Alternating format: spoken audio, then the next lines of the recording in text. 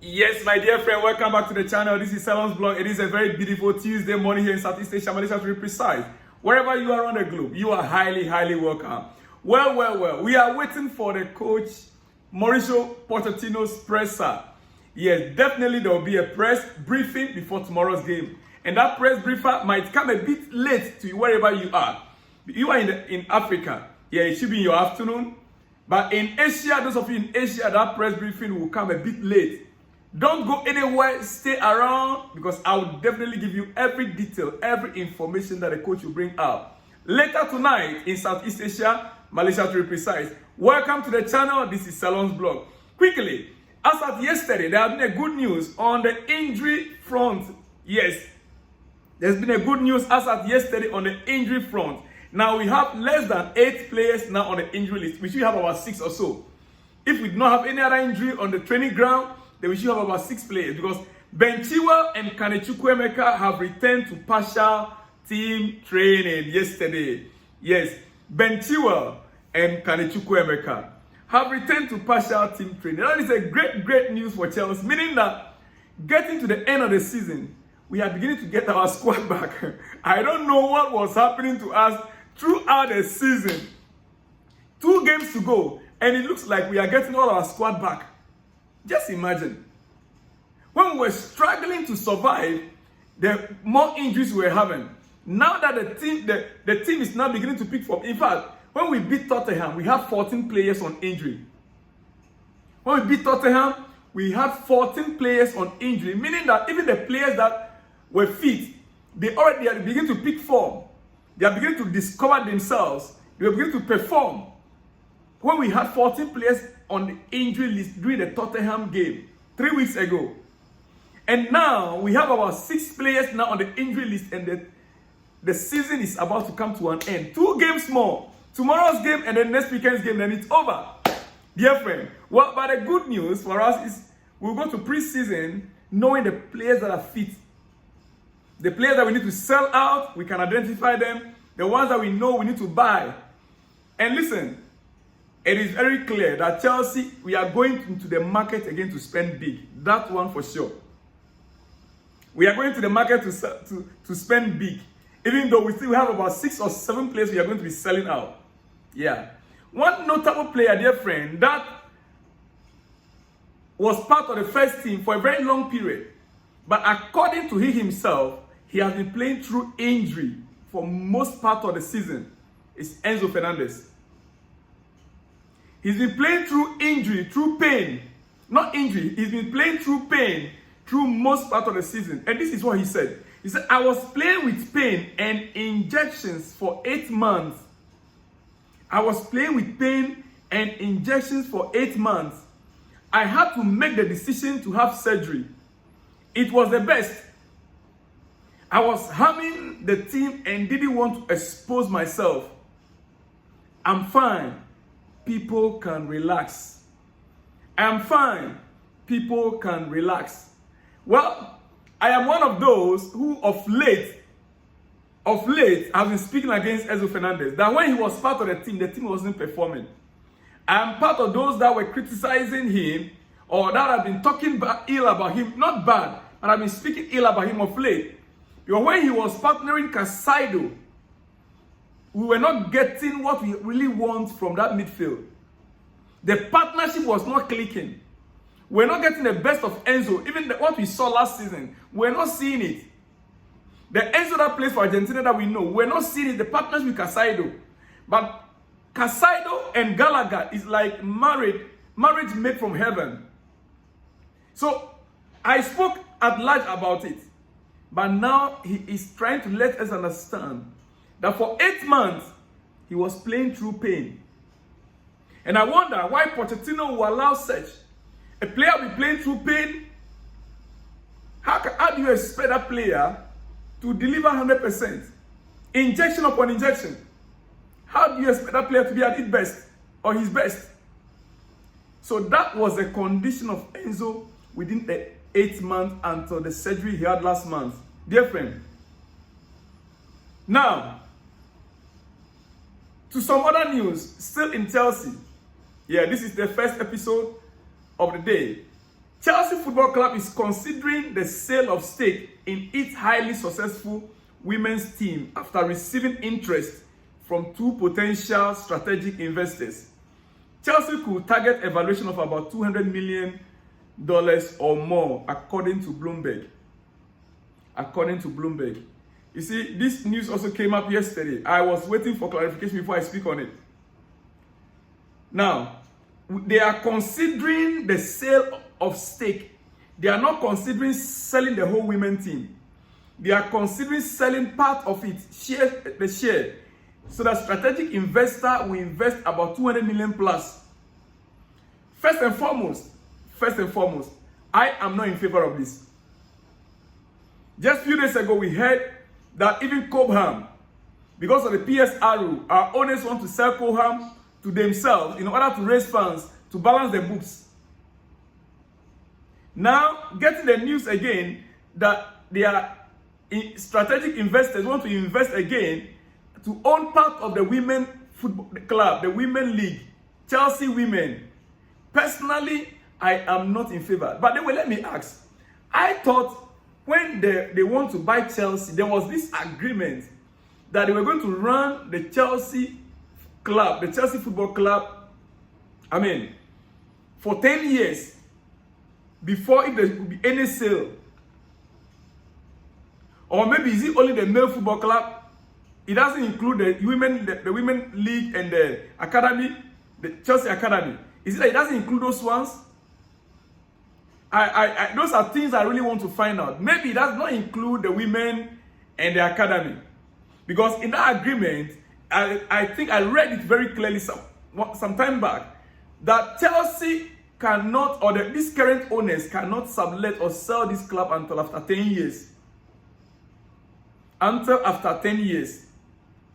That is what is in the agreement. So there are so much that we need to clarify about this sale. And do not forget, they are only considering. It's not sold out yet, only consideration stage. Dear friend, so don't be worried so much. They are still considering. Yes. Well, before I go to some other news, one ex-Manchester United player that used to criticize Chelsea most is Rio Ferdinand. He's an ex-player, now 10 pundits. He criticizes Chelsea so much. But for once, he has done something I want to point out to you. Rio Ferdinand named Malo Gusto in his team of the year. Malo Gusto in his team of the year as the best right back this season. Ben White has been good at Arsenal, obviously. I'm going to go with Gusto at Chelsea. I think just for a young kid, how old is he? 20. The way he came out of nowhere and adjusted to the league immediately. I think Ben White a close second, but I'm going to go for him, Gusto, because I think they haven't missed Reece James this season in that role. No wonder I haven't seen a lot of people talking about Reece James' absence. And that tells you he must be playing well. Rio Ferdinand is choosing Malo Gusto as his best right back for the season this year. For me, I see it as a plus for the young man, the 20-year-old. And I want to believe that next season, with the coming back of Reece James, there will be a very good competition between him and James in that position. Before I let you go there, friend, I still have about two things to talk about. Mudryk is now starting to show why Chelsea paid such a big money for him in the first place. Yeah. He took his goal against Forest brilliantly.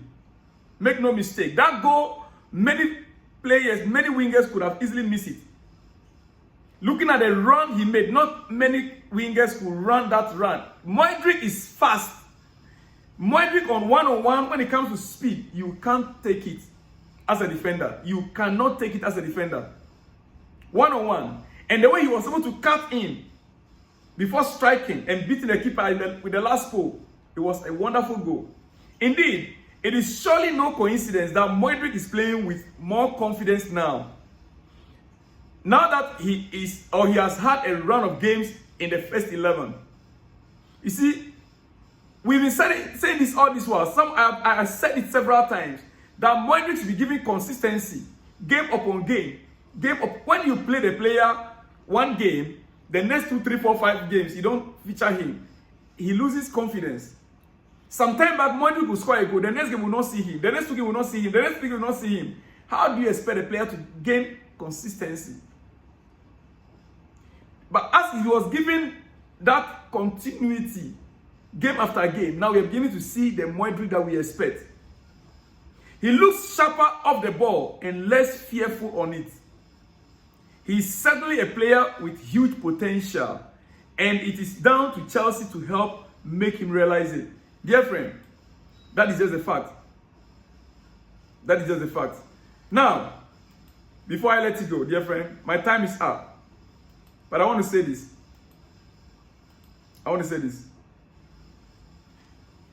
Pochettino, our coach, he'll be speaking later tonight. But I want to say, it isn't clear at this stage if Poch is staying or he's going. But one thing that is very clear, that the owners made very clear to Pochettino as we speak, is that the club business transactions, Poch will not be involved fully. That is why he has been sidelined all these whiles. Negotiations taking place right now about players to be bought. The major decisions of the club right now, Pochettino wants to be part of those decision makings, especially in the transfer market, but he is being sidelined. The club will again transact business this summer without Pochettino. It is the sporting directors, Paul Winstanley and Lawrence Stewart. They will lead the transfer business across the summer. They are the ones who lead the transfer business across the summer. And it is part of Pochettino's anger. Yes. While the continental football model appears to be making its way to these shores with more regularity of late, Pochettino is a hands-on manager and will surely prefer to be the person that drives the direction the squad are going in terms of transfers, yet they are not giving him the opportunity. Rather, Paul Winstanley and Lawrence Stewart are the ones in charge. Yes. Dear friend, the problem Poch is having right now, if he stays on as a coach, it appears that this will be exactly how he is viewed by the club. If Poch stays on as a coach, the club, they are viewing Pochettino as a coach. The owners are seeing Pochettino as a coach. No more, no less. With so many youngsters in the squad, decisions made by Winston and Stewart, it's no wonder that Pochettino recently bemoaned the lack of experience in the squad. It appears the status quo will remain the same moving forward, so the upcoming meeting with the owners could be full of awkward conversations of best. Believe me, the upcoming meeting with the owners, it is very possible Pochettino will walk out on a job by himself, or he might be sacked. It's two things. They might ask him to stay and he will walk out on a job. Or they might decide to sack him if there is no decision, if there seems to be disagreement between them. Chelsea fans, let's have this open mind. This is the reason why even the owners, they are making contingency plans about which coach to replace in case of. That is how it is. Well, let me leave the rest for you. Let me hear from you in the comment section, dear friend. The day is still young wherever you are on the African continent or in Europe, even in America. You are now getting to your morning. I appreciate to hear from you in the comment section. I'll see you in the next one when you see me, dear friend. Like the video, share the video. Remember to share the video. Continue to share the video. And hey, if you are new here, please subscribe to the channel and on that notification bell so that in case of any exclusives, you'll be first to be notified. Dear friend, I will see you in the next one when you see me. Shalom and peace.